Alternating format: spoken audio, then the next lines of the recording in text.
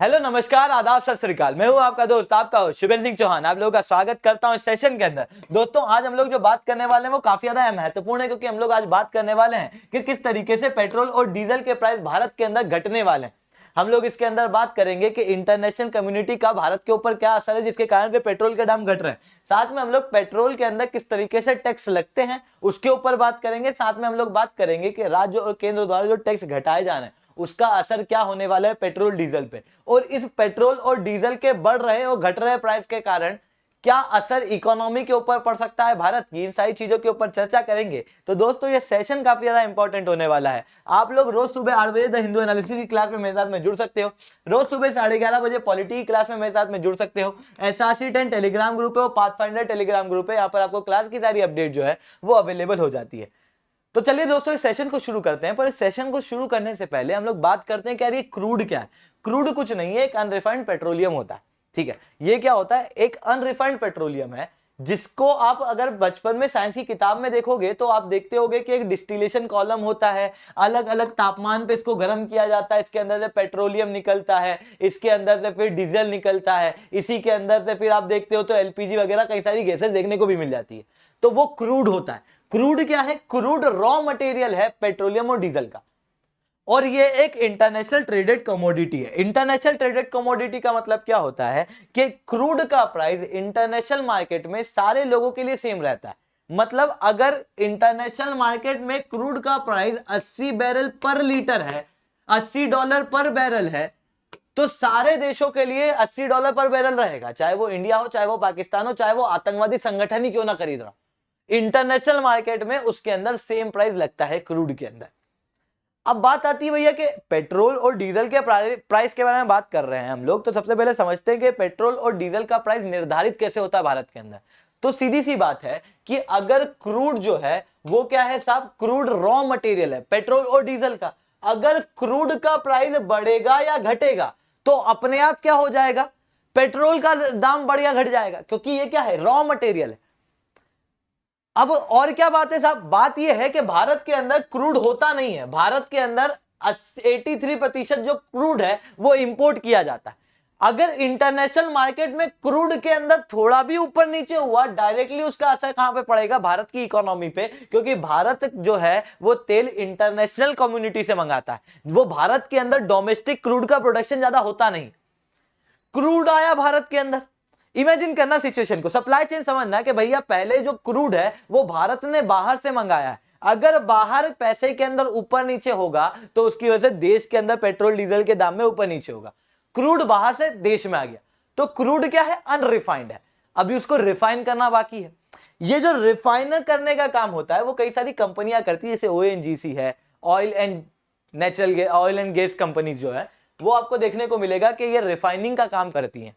ठीक है, अब ये जब रिफाइनिंग का काम कर रही है मतलब ये क्रूड को पेट्रोल डीजल LPG इन सब में कन्वर्ट कर रही है, तो इसका भी तो कुछ इनपुट लग रहा है। उस इनपुट के लिए ये भी तो कुछ चार्ज लेगी ताकि इसका भी प्रॉफिट हो। मतलब क्रूड पहले इंटरनेशनल कम्युनिटी से आया तो वहां पे हुआ, फिर दूसरा पैसा कहां गया, दूसरा पैसा रिफाइनरी के पास गया। रिफाइनरी ने क्रूड को पेट्रोल बनाया, डीजल बनाया, LPG बनाया। इसके अंदर क्या हुआ, इसके अंदर एक गुड्स का प्रोडक्शन हुआ है, और जब भी गुड्स का प्रोडक्शन होता है तो एक प्रकार का टैक्स लगता है जिसे हम लोग क्या कहते हैं, एक्साइज ड्यूटी। एक्साइज ड्यूटी वो टैक्स होता है जो किसी भी गुड पे लगता है जो देश के अंदर प्रोड्यूस होता है। ये कौन लगाता है, तो ये सेंटर लगाती है। तो मतलब आपको ये बात समझ में आनी चाहिए कि फ्यूल के अंदर जो एक्साइज ड्यूटी लगाई जाती है वो किसके द्वारा लगाई जाती है, सेंटर के द्वारा। और फिर तीसरी चीज कि अभी ये कहां तक पहुंचा है, सेंटर तक। अब ये जो पेट्रोल है ये राज्य में बिकेगा। जब ये राज्य में बिकेगा तो राज्य एक अलग टैक्स लगाता है, वैल्यू एडेड टैक्स। राज्य और सेंटर अलग अलग क्यों लगाते हैं, क्योंकि क्रूड जो है, पेट्रोलियम डीजल फ्यूल जो है, जो पूरा फ्यूल का मार्केट है वो बिल्कुल भी GST के अंदर नहीं आता, गुड्स एंड सर्विस टैक्स के अंदर नहीं आता। इस कारण से सेंटर अलग टैक्स लगाता है, राज्य अलग टैक्स लगाता है। अब इस सप्लाई चेन से आपको एक बात समझ में आ रही है कि पेट्रोल और डीजल के दाम किन किन चीजों पर निर्भर करते हैं। पहला तो क्रूड के दाम पे, दूसरा रिफाइनरी कितना ले रही है उस पे, तीसरा सेंटर द्वारा कलेक्टेड टैक्स पे, और चौथा किस पे, राज्य द्वारा कलेक्टेड टैक्स पे। अभी अभी आपको क्या देखने को मिल रहा था, लगातार मात्रा में इस प्राइस जो है, पेट्रोल के प्राइस लगातार रूप से बढ़ रहे थे, जिसके अंदर 100 से ऊपर क्रॉस कर गया था, कई सारे राज्यों में तो 115 116 हो गया था। अब आप समझ पा रहे हो मैं क्यों बोल रहा हूं कई सारे राज्य। कई सारे राज्य कहने का मतलब यह है क्योंकि राज्य अलग अलग अपना टैक्स लगा पाता है, क्योंकि राज्य अलग टैक्स लगा पाता है तो हर राज्य के अंदर टैक्स अलग होगा। तो कई सारे राज्यों के अंदर 115 120 तक भी पहुंचा है टैक्स, पेट्रोल का, डीजल का प्राइस। तो अब सबसे पहले बात करते हैं कि क्यों पहुंचा। तो सबसे पहले बात करते हैं कि क्रूड की वजह से क्या असर पड़ा। तो अब मैं क्रूड की वजह से असर बताऊं तो इंटरनेशनल मार्केट के अंदर क्रूड का प्राइस लगातार रूप से बढ़ रहा था। इसके बढ़ने का कारण बहुत साधारण है। साधारण इसलिए है क्योंकि आप देखोगे तो जब लॉकडाउन था, जब इकोनॉमियां बंद थी, तो इकोनॉमी बंद थी तो उस दौरान में क्या था कि मार्केट जो है वो बंद हो गए थे। आप लोग, हम लोग गाड़ी चला नहीं रहे थे, गाड़ी चला नहीं रहे थे तो पेट्रोल और डीजल की डिमांड होगी क्या, मतलब पेट्रोल और डीजल की डिमांड नहीं थी, डिमांड कम थी। दूसरी तरफ क्या हो रहा था, दूसरी तरफ से प्रोडक्शन उतना के उतना हो रहा था। कई सारी कंट्रीज हैं जैसे कि आप देखते हो सऊदी अरेबिया वगैरह, ओपीईसी देश, ओपीईडी देश, तो ये जो देश होते हैं ये क्या करते हैं, ये पेट्रोल को प्रोड्यूस करते हैं। ओपीईसी देश जब पेट्रोल को प्रोड्यूस करते हैं तो इनका प्रोडक्शन जो है वो हाई रहा। लॉकडाउन के दौरान प्रोडक्शन रहा पर डिमांड कम हो गई। अब ऐसी कंडीशन में क्या देखोगे, फ्यूल के प्राइस लगातार रूप से गिरेंगे। और आप याद करोगे कि जब पहला लॉकडाउन लगा था तो उस दौरान में फ्यूल के प्राइस काफी ज्यादा गिर रहे थे। फ्यूल के प्राइस गिरने की वजह से नुकसान किसको हो रहा था, उन देशों को जिन्होंने क्या किया था, फ्यूल का प्रोडक्शन किया था। उन्हें वो क्रूड जो है वो रद्दियों के दाम बेचना पड़ा था। एक समय तो ऐसा भी था जब ये क्रूड का प्राइस 20 तक पहुंचा था, 20 बैरल पर लीटर तक पहुंचा था।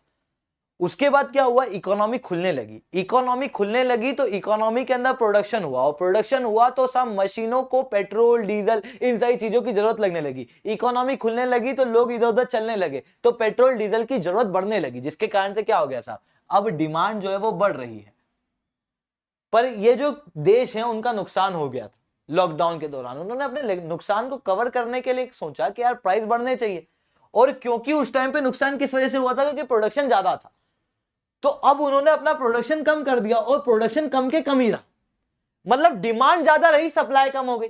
डिमांड ज्यादा रहेगी, सप्लाई कम हो जाएगी तो प्राइस क्या होगा, बढ़ेगा। पेट्रोल का दाम लगातार रूप से बढ़ रहा था, लगातार रूप से बढ़ रहा था इंटरनेशनल मार्केट में। अब इंटरनेशनल मार्केट में अगर क्रूड का दाम बढ़ेगा तो उस क्रूड का असर डायरेक्ट कहां पड़ेगा, भारत के ऊपर।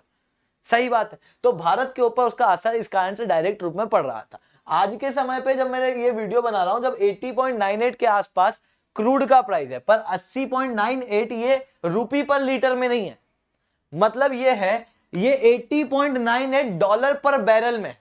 बैरल का मतलब क्या होता है, बैरल का मतलब होता है 159 लीटर। अब इसको मैं रुपए में कन्वर्ट करूं ना तो ये 38 रुपए पर लीटर में। मतलब आज जब पेट्रोल का दाम इतना हाई पहुंच रहा है, उस दौरान में भी पेट्रोल का अगर असली दाम इंटरनेशनल मार्केट में आप हमारी करेंसी में देखो तो वो 1 लीटर का 38 रुपया। पर क्या आपको ये 38 रुपए मिल रहा, नहीं, क्योंकि ये तो क्रूड है, ये क्रूड का प्राइस है। इस क्रूड को रिफाइन भी किया जाएगा, रिफाइन करने में रिफाइनरी कुछ पैसा लेगी, 10-12 रुपए। उसके ऊपर जितना भी पैसा लिया जाता है वो सेंटर और राज्य द्वारा टैक्सेशन के फॉर्म में लिया जाता है। तो दूसरा कारण यही था साहब कि सेंटर के द्वारा बढ़ रहा टैक्स। सेंटर ने मार्च और मई के बीच में जो टैक्स बढ़ाया है, अब आप ये बात समझ पा रहे होंगे कि अगर सेंटर ने टैक्स बढ़ाया है तो ये कौन सा टैक्स होगा, ये एक्साइज ड्यूटी होगा। तो सेंटर ने एक्साइज ड्यूटी को बढ़ाया। आप देखोगे तो पेट्रोल के लिए लगभग 65% के आसपास एक्साइज ड्यूटी मार्च से मई के बीच में बढ़ी, जिसके अंदर आप देखोगे कि पहले 19.98 रुपीज एक्साइज ड्यूटी ली जाती थी तो वो बढ़ के 32.98 हो गई, 13 रुपए डायरेक्ट बढ़ गया। 32 रुपया, जितना इंटरनेशनल मार्केट में क्रूड का दाम है उससे थोड़ा ही कम है।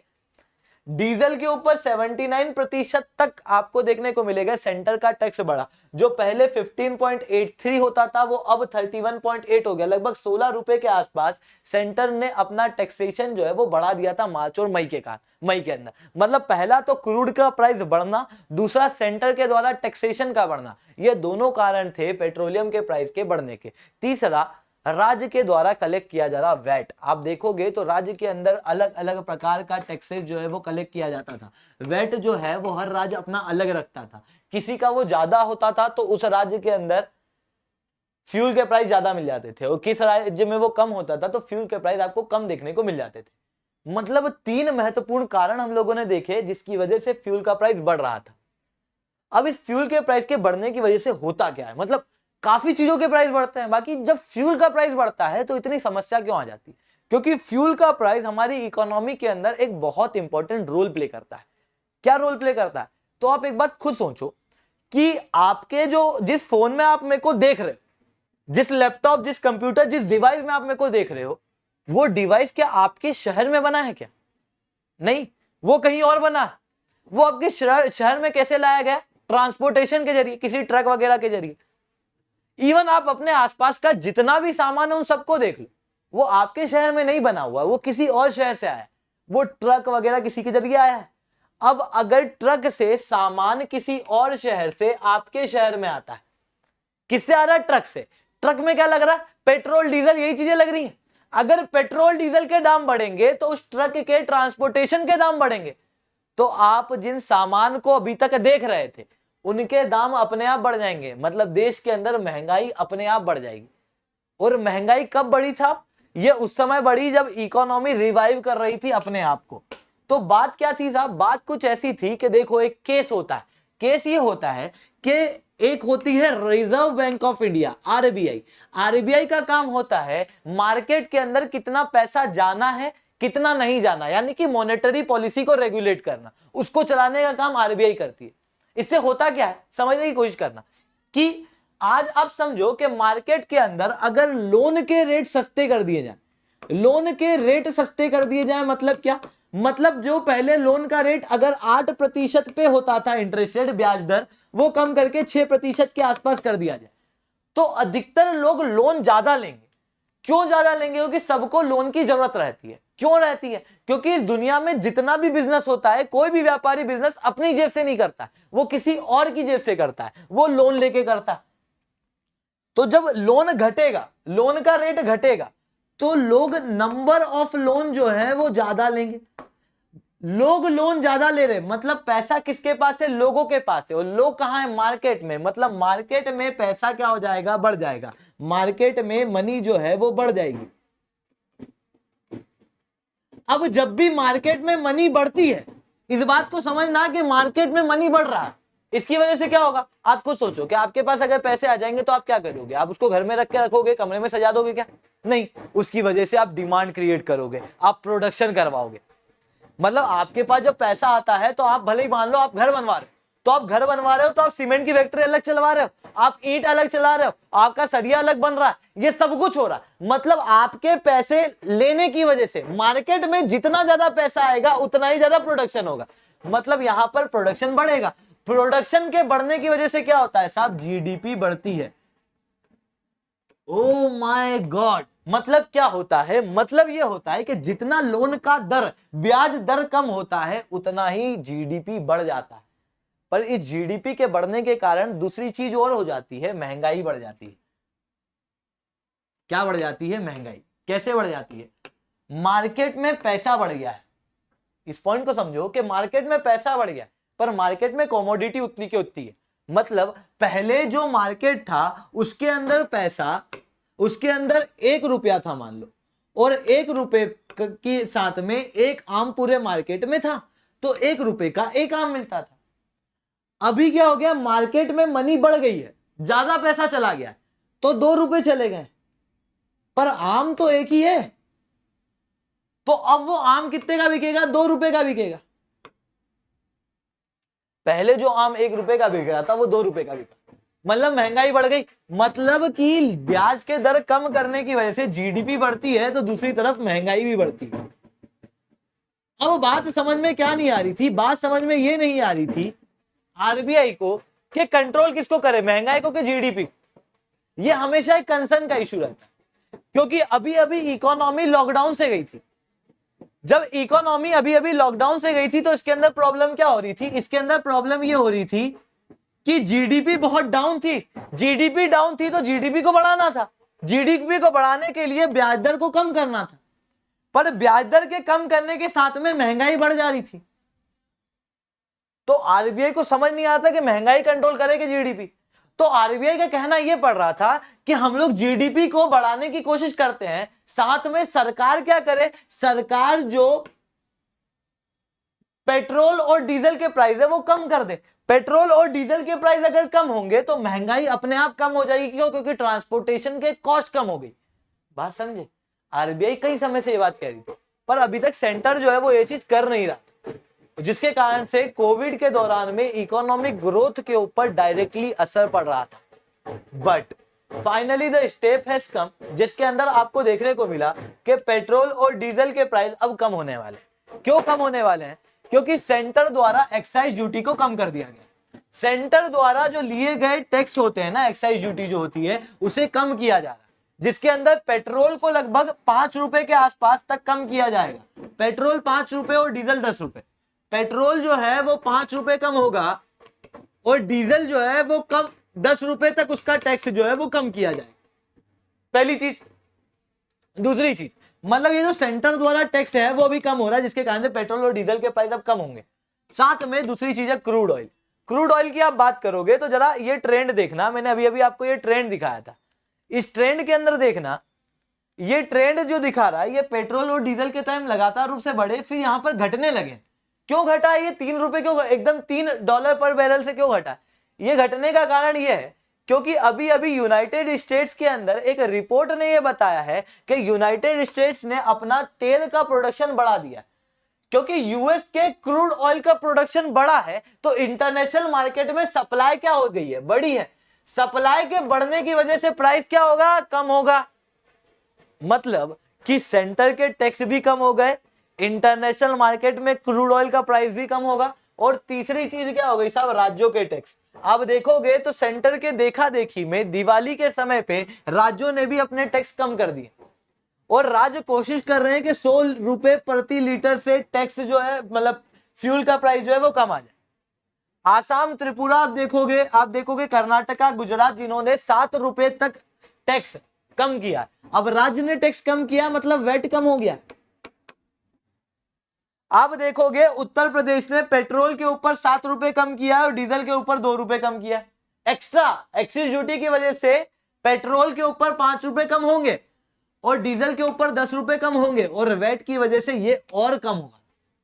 जिसके बाद आप गोवा के अंदर देखोगे तो टोटल फ्यूल का प्राइस कम हो रहा है 12 और 17 रुपए प्रति लीटर के हिसाब से। जिसके बाद फ्यूल के अंदर भारी रूप से आपको प्राइस कम देखने को मिल सकते हैं। इसका असर क्या होगा? इसका असर ये होगा कि पहले रूप से महंगाई घटेगी, दूसरे रूप से क्या होगा कि पेट्रोल का प्राइस आप देखोगे तो एक्साइज ड्यूटी के अंदर क्या किया गया है? एक्साइज ड्यूटी के अंदर पेट्रोल को 5 रुपए तक कम किया और डीजल को जो कम किया है वो 10 रुपए किया। ऐसा क्यों कर दिया? डीजल को ज्यादा क्यों किया, पेट्रोल को कम क्यों किया? इस चीज को समझने की कोशिश करो कि अभी आप ये चीज महसूस करो। अगर आप गांव के आसपास से बिलोंग करते होगे तो आपको पता होगा कि आपके इलाके के अंदर अभी गेहूं की खेती होना शुरू हो चुकी होगी। मतलब देश के अंदर रबी क्रॉप आ रही है, और जब देश के अंदर रबी क्रॉप्स आ रही हैं तो उसके अंदर क्या लगता है साहब? डीजल लगता है। ट्रैक्टर को चलाने के लिए, जमाने भर की मशीनों के लिए डीजल की जरूरत पड़ती है, किसानों को डीजल की जरूरत पड़ती है। डीजल के प्राइस कम करने की वजह से जो फाइनल प्रोडक्ट होगा, जो एग्रीकल्चर होगा, एग्रीकल्चर को डायरेक्ट फायदा होगा। इस कारण से डीजल के प्राइस ज्यादा कम किए हैं पेट्रोल के मुकाबले। पर कई सारी अपोजिशन पार्टी का मानना यह है कि पहले रूप से तो ये जो कम किया गया ये कम है, और दूसरा ये लेट है। मतलब कि सरकार ने मार्च से मई के अंदर पेट्रोल और डीजल के दाम कितने बढ़ाए थे? 13 और 16 रुपए। कम कितने किए हैं? 5 और 10 रुपए, जो क्या है अपने आप में कम है, पहली चीज। और दूसरी चीज क्या है? दूसरी चीज कि ये डिले हो गया। डिले क्यों हो गया? क्योंकि अभी बहुत अच्छा समय था मार्केट में डिमांड क्रिएट कराने का, क्योंकि अभी फेस्टिवल का समय था। लगातार आप गणेश पूजा, दुर्गा पूजा, फिर उसके बाद आप देखते हो दिवाली, दशहरा, ये सारा समय एक साथ आता है, जिस दौरान में व्यक्ति मार्केट में उतर कर डिमांड क्रिएट करता है। पर महंगाई ज्यादा होने के कारण डिमांड क्रिएट नहीं हो पाई, जिसके कारण से इकोनॉमिक ग्रोथ के अंदर थोड़ी प्रॉब्लम आई। मार्केट जो है वो थोड़ा सा सुन रहा। अगर यही चीज थोड़े टाइम पहले हो जाती तो शायद महंगाई कम हो जाती और लोग ज्यादा डिमांड क्रिएट कर पाते। डिमांड क्रिएट होती तो प्रोडक्शन ज्यादा होता। ये जो किया गया है ये ठीक दिवाली के एक दिन पहले किया गया और इंप्लीमेंट दिवाली वाले दिन किया जा रहा है। तो ये कई सारी अपोजिशन का कहना है कि ये जो है वो थोड़ा सा डिले करेगा। और चौथा सिग्निफिकेंस ये है कि ये राज्य का जो टैक्स है उसको 1 लाख करोड़ रुपए तक कम कर देगा। ठीक है, क्योंकि भारी मात्रा में पैसे जो है वो केंद्र सरकार के पास और राज्य सरकार के पास कहां से आते थे, तो वो आते थे पेट्रोल और डीजल से। अब उसके अंदर 5 या 10 रुपए की कमी होना अपने आप उसके रेवेन्यू को कम कर देगा। ठीक है, तो आज के लिए दोस्तों इतना ही रखते हैं। अगर आपको लेक्चर अच्छा लगा हो तो लाइक करना मत भूलना। SRC10 टेलीग्राम ग्रुप है, उसको ज्वाइन करना मत भूलना। कमेंट के अंदर SRC10 कमेंट करो, क्योंकि SRC10 मेरी पहचान है। अनअकैडमी की दुनिया में मैं SRC10 नाम से जाना जाता हूं। अगर आप SRC10 कोड का प्रयोग करते हो अनअकैडमी का सब्सक्रिप्शन लेने में, तो दोस्तों दिल मेरा भी धड़कता है। अनअकैडमी क्या है, तो अनअकैडमी एक ऐसा प्लेटफॉर्म है जो आपकी प्रिपरेशन को बेहतर नहीं बेस्ट बनाता है। कारण क्या है साहब, क्योंकि यहाँ पर आपको इंडिया के टॉप एजुकेटर से पढ़ने का मौका मिलता है, साथ में एक स्ट्रक्चर्ड कोर्स मिल जाता है जो आपके समय को बचाता है, साथ में आपने इस सारी चीज से क्या करोगे, आप ज्ञान प्राप्त करोगे। पर ज्ञान के साथ में उस ज्ञान का इंप्लीमेंटेशन जरूरी है। उस इंप्लीमेंटेशन के लिए टेस्ट सीरीज भी यहाँ पर कंप्रहेंसिव रूप में दी गई है। और आप देखोगे तो आपको हाई क्वालिटी रीडिंग मटेरियल बिल्कुल फ्री ऑफ कॉस्ट, लगभग 20 किताबें 10,000 रुपए की बिल्कुल फ्री ऑफ कॉस्ट देखने को मिलेगी, जो कंप्लीट अलग अलग किताबों का कंसाइज है। शॉर्ट में आपको पढ़ाया गया है, समझाया गया है। वहां पर आपको अपने एजुकेटर से 1-on-1 मेंटरशिप मिलेगी, आपको डाउट सॉल्विंग मिलेगा, आपको टेस्ट सीरीज मिलेगी, आप आंसर राइटिंग भी कर सकते हो। और आंसर राइटिंग के लिए हमारे एक्सपर्ट जो है वो आपको गाइड करेंगे। और ये सारी चीजें आप देखोगे तो बहुत ही कम दाम में मिल रही है। अगर आप 1 साल का सब्सक्रिप्शन देखोगे प्लस का, तो 44,000 में इतने की तो टेस्ट सीरीज ही आती है दूसरी कोचिंग में, जिसके अंदर आपको पूरा सब्सक्रिप्शन, जिसके अंदर आपको पूरी पढ़ाई देखने को मिल रही है, इवन इंक्लूडिंग द किताबें। तो जल्दी से जाइए, सब्सक्राइब कीजिए। कोड जो यूज करना है वो SRC10। अगर आप आइकॉनिक कोर्स लेना चाहते हो तो यहाँ पर और भी अच्छा है, आपको एक मेंटर हमारी तरफ से असाइन होता है जो आपकी प्रिपरेशन को और बेहतर बनाता है। तो जाइए दोस्तों, सब्सक्राइब कीजिए। कोड जो यूज करना है वो SRC10 है। तो चलिए दोस्तों, आज के लिए इतना ही रखते हैं। जय हिंद, जय भारत।